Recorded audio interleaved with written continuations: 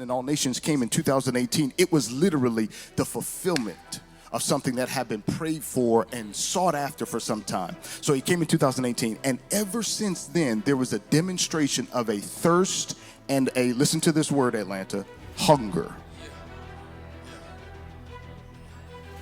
And what I see in Charlotte is a thirst and a hunger for the supernatural and for transformation that God is committed to fulfilling himself.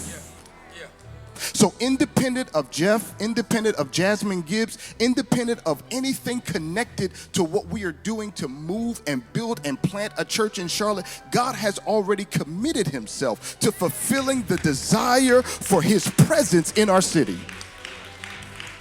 It's as if I said this to the launch leadership team this week. We had a meeting this week with the launch leaders to really talk about, okay, how do we now pull together and launch this church that God has given us?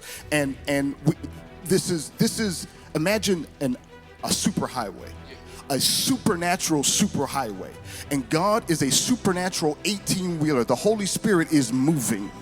And you are either going to merge into what God is already doing, or you're going to get run over. And what I sense is a supernatural move of God that is directly connected to the need and the hunger and the burden and the passion for transformation in our region. And our job is to move in line to what God is already doing. God has already committed himself to transformation in our region. God has already, before we started praying, before we started crying, can I tell you this? Before the pandemic came, God had already committed himself to what was happening in our region.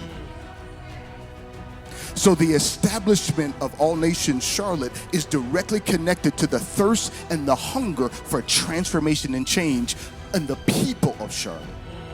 And God has positioned himself. He has postured himself, which is why Apostle Stevenson planted a church in Charlotte.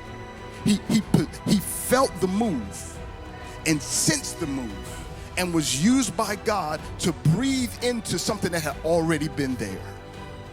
So what I sense for Charlotte and the burden that God has given me is that this is the house that God is building for himself.